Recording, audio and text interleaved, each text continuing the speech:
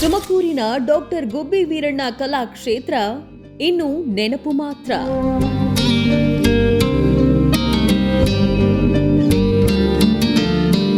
ಮೂರು ದಶಕಗಳ ಕಾಲ ವೇದಿಕೆ ನೀಡಿದ್ದ ಮಂದಿರದ ಯುಗಾಂತ್ಯ.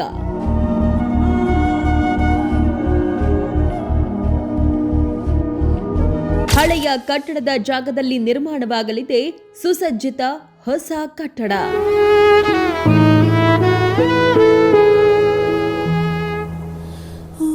ತುಮಕೂರಿನ ಸಾಂಸ್ಕೃತಿಕ ಹೆಗ್ಗುರುತು, ಕನ್ನಡ ರಂಗಭೂಮಿಯ ದಂತಕತೆ ಡಾಕ್ಟರ್ ಗುಬ್ಬಿ ವೀರಣ್ಣ ಅವರ ಹೆಸರಿನ ರಂಗಮಂದಿರ.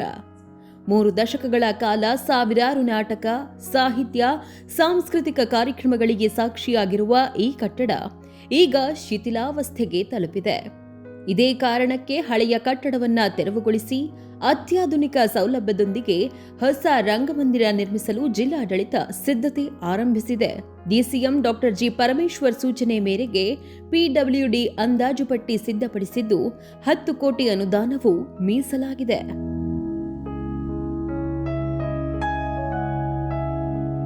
ಹೌದು, ತುಮಕೂರು ನಗರದ ಹೃದಯ ಭಾಗದಲ್ಲಿರುವ ಡಾಕ್ಟರ್ ಗುಬ್ಬಿ ವೀರಣ್ಣ ರಂಗಮಂದಿರ 1995ರಲ್ಲಿ ಸರ್ಕಾರ ನಿರ್ಮಿಸಿದ ಈ ಕಟ್ಟಡ ಇಂದು ಜಿಲ್ಲೆಯ ಪ್ರಮುಖ ಸಾಂಸ್ಕೃತಿಕ ಕೇಂದ್ರವಾಗಿ ಗುರುತಿಸಿಕೊಂಡಿದೆ.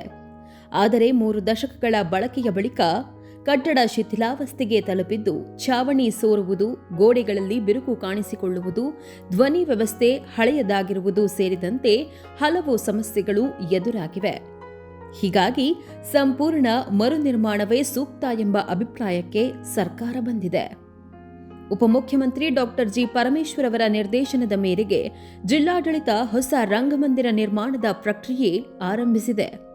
ಲೋಕೋಪಯೋಗಿ ಇಲಾಖೆ ಈಗಾಗಲೇ ಅಂದಾಜು ಪಟ್ಟಿ ಸಿದ್ಧಪಡಿಸುತ್ತಿದ್ದು, ಸುಮಾರು 10 ಕೋಟಿ ವೆಚ್ಚದಲ್ಲಿ ಅತ್ಯಾಧುನಿಕ ಸೌಲಭ್ಯಗಳಿರುವ ರಂಗಮಂದಿರ ನಿರ್ಮಿಸಲು ಯೋಜನೆ ರೂಪಿಸಲಾಗಿದೆ.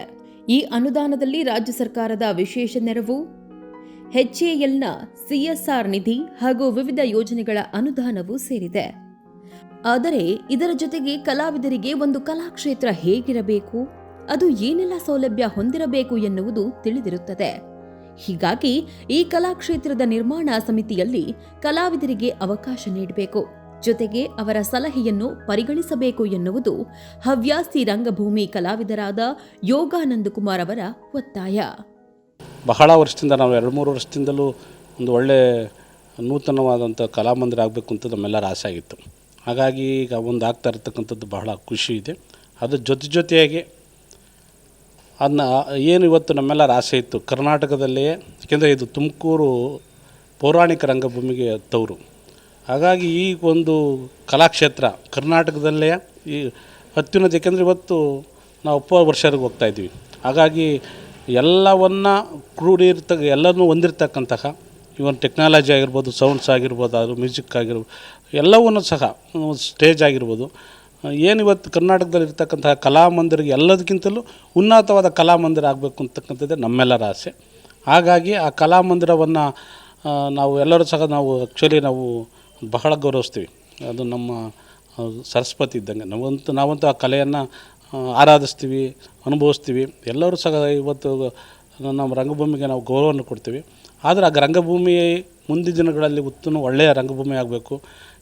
ಕೆಲವರು ಯಾವ್ಯಾವ ರೀತಿಯೂ ಏಕೆಂದರೆ ನಮಗೆ ರಿಕ್ವೈರ್ಮೆಂಟ್ ಏನಿದೆ, ಅಲ್ಲಿ ನಮಗೆ ಒಳ್ಳೆಯ ಶೌಚಾಲಯಗಳು ಇರಬೇಕು, ತಾಲೀಮು ಕೊಠಡಿಗಳು ಆಗಬೇಕು, ಮತ್ತು ಬಂದಂಥ ಗೆಸ್ಟ್ಗಳಿಗೆ ಒಂದು ಗೆಸ್ಟನ್ನ ನಾವಾಗ ಎಲ್ಲೋ ಹೋಗಿ ಕರ್ಕೊಂಬರ್ಬೇಕಾಗುತ್ತೆ, ಅವ್ರಿಗೆ ಗೆಸ್ಟ್ ರೂಮ್ಸ್ಗಳಾಗಿರ್ಬೋದು. ಇವತ್ತಿನ ವರ್ಷನ್ ಅಪ್ಡೇಟ್ ಆಗಿರ್ತಕ್ಕಂತಹ ಒಂದು ಕಲಾ ಕ್ಷೇತ್ರ ಆಗಬೇಕು. ಹೊಸ ರಂಗಮಂದಿರ ಕೇವಲ ಕಟ್ಟಡವಾಗಿರುವುದಿಲ್ಲ.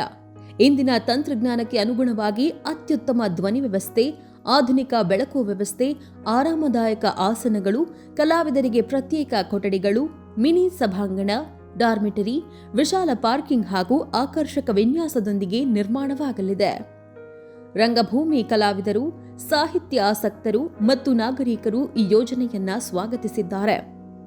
ಡಾಕ್ಟರ್ ಗುಬ್ಬಿ ವೀರಣ್ಣ ರಂಗಮಂದಿರದ ಇತಿಹಾಸವು ಅಷ್ಟೇ ವಿಶೇಷ. 1986ರಲ್ಲಿ ನಿರ್ಮಾಣ ಆರಂಭವಾದ ಈ ಯೋಜನೆ ಅನುದಾನದ ಕೊರತೆಯಿಂದ ಸ್ಥಗಿತಗೊಂಡಿತು.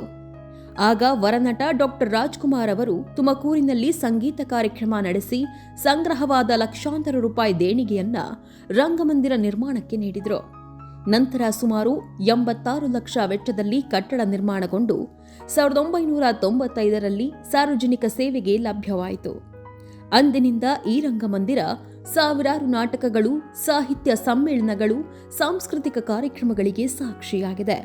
ಆದರೆ ಮರು ನಿರ್ಮಾಣದ ವೇಳೆ ಮತ್ತೊಂದು ಪ್ರಶ್ನೆ ಎದುರಾಗಿದೆ. ಹೊಸ ಕಟ್ಟಡ ನಿರ್ಮಾಣವಾಗುವವರೆಗೂ ನಾಟಕ ಹಾಗೂ ಸಾಂಸ್ಕೃತಿಕ ಕಾರ್ಯಕ್ರಮಗಳು ಎಲ್ಲಿ ನಡೆಯಬೇಕು? ಇದಕ್ಕೆ ಪರಿಹಾರವಾಗಿ ಬಾಲಭವನ, ಅಂಬೇಡ್ಕರ್ ಭವನ ಅಥವಾ ಹಳೆ ಕೆಎಸ್ಆರ್ಟಿಸಿ ಬಸ್ ನಿಲ್ದಾಣದಲ್ಲಿ ತಾತ್ಕಾಲಿಕವಾಗಿ ಅಭಿವೃದ್ಧಿಪಡಿಸಿ ಕಾರ್ಯಕ್ರಮಗಳಿಗೆ ಅವಕಾಶ ಕಲ್ಪಿಸಬೇಕೆಂಬ ಸಲಹೆ ಕೇಳಿಬಂದಿದೆ. ಇದರಿಂದ ಕಲಾವಿದರಿಗೆ ತೊಂದರೆಯಾಗುವುದಿಲ್ಲ ಎನ್ನುವುದು ರಂಗಾಸಕ್ತರ ಅಭಿಪ್ರಾಯ. ಬೇರೆ ಬೇರೆ ಕಡೆ ಎಲ್ಲ ಒಳ್ಳೊಳ್ಳೆ ರಂಗಮಂದಿರಗಳು ಇದ್ದಾವೆ. ಒಳ್ಳೆ ಇತ್ತೀಚೆಗೆ ಒಂದು ಹೈ ಟೆಕ್ನಾಲಜೀಸ್ ಇರೋದ್ರಿಂದ ಕೂಡಿದೆ. ಒಂದು ಸೌಂಡ್ ಇರ್ಬೋದು, ಅಥವಾ ಒಂದು ಲೈಟಿಂಗ್ಸ್ ಇರ್ಬೋದು, ಸೀಟ್ ಅರೇಂಜ್ಮೆಂಟ್ಸ್ ಇರ್ಬೋದು, ಅದೆಲ್ಲ ತುಂಬ ಚೆನ್ನಾಗಿದೆ. ಅದಕ್ಕೆಲ್ಲದಿಂದ ಉತ್ತಮವಾಗಿ ನಮ್ಮ ತುಮಕೂರು ನಗರದಲ್ಲಿ ಗುಬ್ಬಿ ವೀರಣ್ಣನ ಹೆಸರಿನಲ್ಲಿ ಆಗುವಂಥ ಕಲಾಮಂದಿರ ಇನ್ನೂ ಚೆನ್ನಾಗಿರಲಿ ಅಂತೇಳಿ ನಮ್ಮ ಆಸೆ. ಯಾವ ಥರ ನಿರ್ಮಾಣ ಆಗಬೇಕು ಅಂತ ನೀವು ಆಸೆ ಇಟ್ಕೊಳ್ಳಿ? ಒಂದು ನಮಗೆ ಈಗ ನಾವು ಸ್ಟೇಜು ಕ್ರಿಯೇಟ್ ಮಾಡ್ಕೊಳ್ಳಿಕ್ಕೆ ನಾವು ಹೆಚ್ಚಿಗೆ ಪೌರಾಣಿಕ ಹವ್ಯಾಸಿ ಕಲಾವಿದರೆಲ್ಲ ಪೌರಾಣಿಕ ನಾಟಕ ಹೆಚ್ಚಿಗೆ ಮಾಡ್ತೀವಿ. ಪೌರಾಣಿಕ ನಾಟಕಕ್ಕೆ ಸೀನ್ರಿ, ಮೇಕಪ್ಪು, ಮ್ಯೂಸಿಷಿಯನ್ಸ್ ಇವೆಲ್ಲ ಬೇಕಾಗುತ್ತೆ. ಸೀನ್ರಿ ಇವೆಲ್ಲ ಕಾಸ್ಟ್ಲಿ ಆಗುತ್ತೆ. ಆದ್ದರಿಂದ ನಾನು ಬರೀ ಲೈಟಿಂಗಲ್ಲಿ ಒಳ್ಳೆ ಲೈಟಿಂಗ್ ಇದ್ದರೆ ನಮಗೆ ಒಂದು ಸ್ವಲ್ಪ ಅವನ್ನ ಅವಾಯ್ಡ್ ಮಾಡಿಕೊಂಡು ಲೈಟಿಂಗಲ್ಲೇ ಆಡುವಂಥ ವ್ಯವಸ್ಥೆ ಮಾಡ್ಕೋಬಹುದು. 3 ದಶಕಗಳ ಕಾಲ ತುಮಕೂರಿನ ಸಾಂಸ್ಕೃತಿಕ ಚಟುವಟಿಕೆಗಳಿಗೆ ಜೀವ ತುಂಬಿದ ಡಾಕ್ಟರ್ ಗುಬ್ಬಿ ವೀರಣ್ಣ ರಂಗಮಂದಿರ ಈಗ ಹೊಸ ರೂಪದಲ್ಲಿ ಪುನರ್ಜನ್ಮ ಪಡೆಯಲು ಸಜ್ಜಾಗಿದೆ. ಐತಿಹಾಸಿಕ ಪರಂಪರೆಯನ್ನ ಉಳಿಸಿಕೊಂಡು ಆಧುನಿಕ ಸೌಲಭ್ಯಗಳೊಂದಿಗೆ ಹೊಸ ರಂಗಮಂದಿರ ನಿರ್ಮಾಣವಾದರೆ ಅದು ಕೇವಲ ತುಮಕೂರಿಗಷ್ಟೇ ಅಲ್ಲ, ರಾಜ್ಯದ ರಂಗಭೂಮಿಗೆ ಹೊಸ ಅಧ್ಯಾಯ ಬರೆಯಲಿದೆ ಎಂಬ ವಿಶ್ವಾಸ ಕಲಾವಿದರದ್ದು. ಒಟ್ಟಾರೆಯಾಗಿ ಕಲಾಕ್ಷೇತ್ರಕ್ಕೆ ತನ್ನದೇ ಆದಂತಹ ಕೊಡುಗೆಯನ್ನು ಕೊಟ್ಟಿರತಕ್ಕಂಥ ಗುಬ್ಬಿ ವೀರಣ್ಣನವರ ನೆನಪಿಗೋಸ್ಕರ ಒಂದು ಕಲಾಕ್ಷೇತ್ರವನ್ನು ತುಮಕೂರು ನಗರದಲ್ಲಿ 1993ರಲ್ಲಿ ನಿರ್ಮಾಣ ಮಾಡಲಾಗಿತ್ತು. ಇದಕ್ಕೆ ನಟ ಸಾರ್ವಭೌಮ ಪದ್ಮಭೂಷಣ ಡಾಕ್ಟರ್ ರಾಜ್ಕುಮಾರ್ ಅವರು ಸಂಗೀತ ಸಂಜೆಯನ್ನು ನಡೆಸೋದ್ರ ಮೂಲಕವಾಗಿ ಒಂದಿಷ್ಟು ದೇಣಿಗೆಯನ್ನು ಕಲೆಕ್ಟ್ ಮಾಡಿಕೊಡೋದ್ರ ಮೂಲಕವಾಗಿ ನೀವೀಗ ನೋಡಿರ್ತಕ್ಕಂಥ ಎಲ್ಲ ಕಟ್ಟಡವನ್ನು ನಿರ್ಮಾಣ ಮಾಡಲಿಕ್ಕೆ ಸಾಧ್ಯ ಆಯಿತು. ಅವರು ಕೂಡ ಕೊಡುಗೆಯನ್ನು ಕೊಟ್ಟಿದ್ದರು. ಇದರ ಜೊತೆಗೆ 2011ರಲ್ಲಿ ಕೂಡ ಇದನ್ನು ಪುನರ್ ನಿರ್ಮಾಣ ಮಾಡಲಿಕ್ಕೆ ಮಾಡ್ತಾರೆ. ಅದರ ಉದ್ಘಾಟನೆಯನ್ನು ಕೂಡ ತುಮಕೂರಿನ ಶ್ರೀ ಸಿದ್ಧಗಂಗಾ ಮಠದ ಶಿವಕುಮಾರ ಸ್ವಾಮೀಜಿಗಳು ಕೂಡ ಉದ್ಘಾಟನೆಯನ್ನು ಮಾಡ್ತಕ್ಕಂಥದ್ದು. ಇದೀಗ ಕಾಲ ಬದಲಾದಂತೆ ಒಂದು ಆಧುನೀಕರಣವಾಗಿರತಕ್ಕಂಥ ಕಟ್ಟಡವನ್ನು ನಿರ್ಮಾಣ ಮಾಡಬೇಕು, ಆಧುನಿಕವಾಗಿರತಕ್ಕಂಥ ಒಂದು ಕಲಾಕ್ಷೇತ್ರವನ್ನು ನಿರ್ಮಿಸಬೇಕು ಅನ್ನುವಂತಹದ್ದು ಸರ್ಕಾರದ ಆಶಯ. ಹೀಗಾಗಿ ಡಾಕ್ಟರ್ ಜಿ ಪರಮೇಶ್ವರ್ ಅವರ ಒಂದು ಆಸಕ್ತಿಯಿಂದಾಗಿ ಈ ಒಂದು ಕಟ್ಟಡಕ್ಕೆ ಒಂದು ಹೆಜ್ಜೆಯನ್ನು ಇಡಲಾಗ್ತಾ ಇದೆ. ಒಂದು ಸುಸಜ್ಜಿತವಾಗಿರತಕ್ಕಂಥ ಆಧುನಿಕತೆಗೆ ಒಂದು ಸ್ಪರ್ಶ ಕೊಡುವಂತಹ ಕಟ್ಟಡ ನಿರ್ಮಾಣ ಆಗಬೇಕು ಅನ್ನುವಂತಹದ್ದು ಈ ಎಲ್ಲ ಒಂದು ಕಲಾವಿದರ ಒತ್ತಾಯ. ಮತ್ತಷ್ಟು ಕಲೆಗೆ ಪ್ರೋತ್ಸಾಹ ನೀಡತಕ್ಕಂತಹ ಒಂದು ಆಡಿಟೋರಿಯಂ ಆಗಲಿ ಅಥವಾ ಕಲಾಕ್ಷೇತ್ರ ಆಗಲಿ ಅನ್ನುವಂತಹದ್ದು ಇಲ್ಲಿರ್ತಕ್ಕಂಥ ಕಲಾವಿದರ ಕಲಾಭಿಮಾನಿಗಳ ಆಶಯ ಆಗಿರುವಂತಹದ್ದು. ಕ್ಯಾಮ್ರಾ ಪರ್ಸನ್ ಸುನಿಲ್ ಜೊತೆ ಮಂಜುನಾಥ್, ಪ್ರಗತಿ ಟಿವಿ, ತುಮಕೂರು.